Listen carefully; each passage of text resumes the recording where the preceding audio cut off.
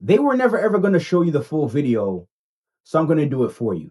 Mark and Michelle as monkeys. And there's a few more politicians in the video. I'm gonna show you the whole thing to give full. Okay, Hakeem Jeffries, Hillary as a warthog. You got AOC and Gavin Newsom. Was it? What it? Donkeys. Okay, and you got who's this? You got JB Pritzker as an elephant. You have Adam Schiff as a giraffe because of the long neck. Okay, who else we got? We have Mom Donnie as a cheetah, and you have what's that? Chuck Schumer as a zebra. And then, oh, look at this. This is pretty interesting. How about that? You have Kamala as a turtle, not a monkey, although some say she's black.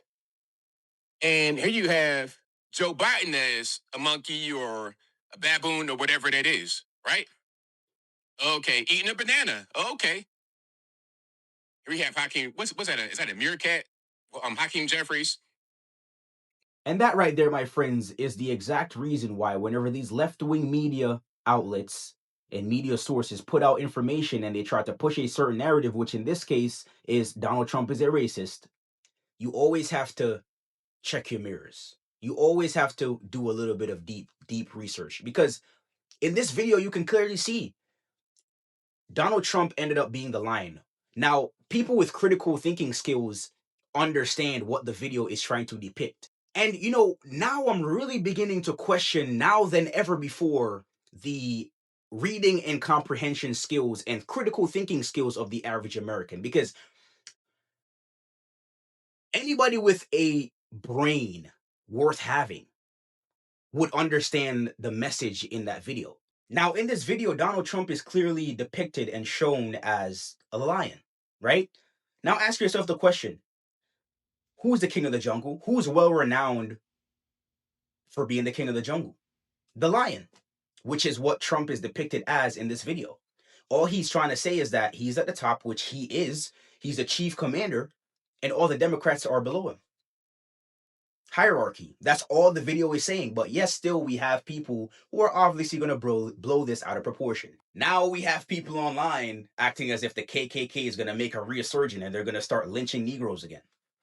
No, they're not. Is it possible? Yeah. Is it probable, though? Probably not. See, this is one thing I've learned. A lot of people just do not understand what reality is and what the difference between probabilities and possibilities are. But yeah, this is exactly why you always have to question what the mainstream media puts out there. So if the food stamp money comes from taxpayers, where did the money come to give to taxpayers? Riddle me that one. Serious question. Where'd it come from?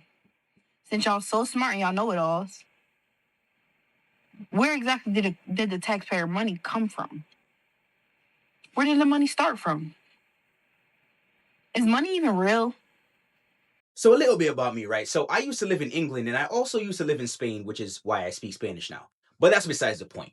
During my time in Europe, a lot of Europeans used to question the intelligence of Americans. And after watching this video, you know what? Fine. I understand why. Now, that last question, is money real? When you think about how money is actually printed and how the government can print money anytime they want, that's actually a good question. Is money actually real? My answer would be actually no, because the people at the top can get money anytime they want, and the US government can print money whenever they want. However, the information and questions that preceded that question, yeah, we got to talk about that. Because I was so dumbfounded by the question. No, not in a good way as well, in a bad way, in a not gonna say that way, that word way, the R word. I almost had to search it up. Like I almost went on Google and searched up the question, how, like, where does taxpayer money come from? I actually almost went on Google and searched that up. Like I'm not even kidding. Like I almost did that. And it's just something about this that irks my soul, that these people and people like this with the IQ level here actually has a chance to have a say in the commander in chief. And they can, if this person fills out a ballot and is at least 18 years old, they can cancel my vote out. which in the last election I didn't vote, so, but potentially this person can cancel my vote.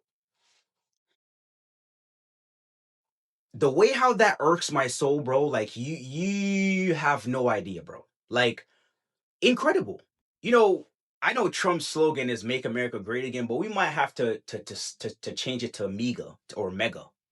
Make education, because what are they teaching in those school systems, bro? Because I was taught what taxes was, right? Like,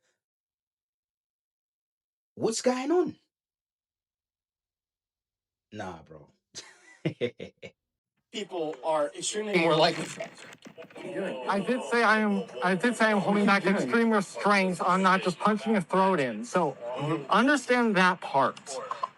You're not helping your case at all. You're not helping your case. At this, my second, I guess it's transgenders are violent, but I guess I should also say gay people are violent too. Not gay, but that's a separate little thing. And this is my beautiful camera. Why are you afraid of the camera, dude? You're beautiful. Don't worry about it. You don't need to be shy to be on camera. You're beautiful. You're wonderful. Hi. No, it's aiming this way. Sorry. Yeah. Hi, I want to beat this guy up. I want to just, on record, if I do end up committing assault, I don't care. If you do end up committing assault, what? Then, I'm not gonna play a innocent. What? Yeah. All right, I do want to start off by saying clearly this guy has something going on. He looks like, he's a bit autistic, right? He looks like he's an autistic kid. However, that still does not absolve you of the responsibility and accountability for your actions. I mean, realistically, he would probably get folded, right? Honestly, yeah. But like, he's still posing a threat and he's still threatening somebody else. And if that guy now beats him up and defends himself, they're gonna flip it and spin the narrative as, oh, conservative guy on college can't, because this would be the headline, right? Conservative guy on college beats up autistic kid. That's what the headline's gonna say. They're not gonna talk about what he did to provoke the situation. They're gonna talk about the aftermath. Conservative guy on campus provokes autistic kid, and then conservative guy beats up autistic kid. That's gonna be one of the two headlines. But one thing I've noticed that it's kind of like a phenomenon with these liberals is that they don't understand that disagreement is normal. Like, it's okay for you to have other views and different opinions than other people. And there's this other thing that liberals possess, and they it's just something about them. It's this, I like to call it a moral superiority complex, where they always have the moral high ground. Well, they don't realize that once you start threatening violence, you actually lose that moral high ground. These are the same people who I always say, right? The tolerant party, the non-violent party.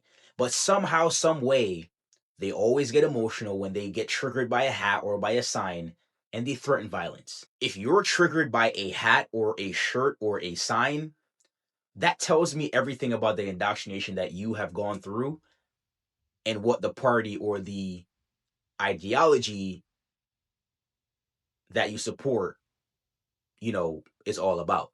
For some reason, these people cannot understand that free speech actually means that you're going to hear things that you may not agree with.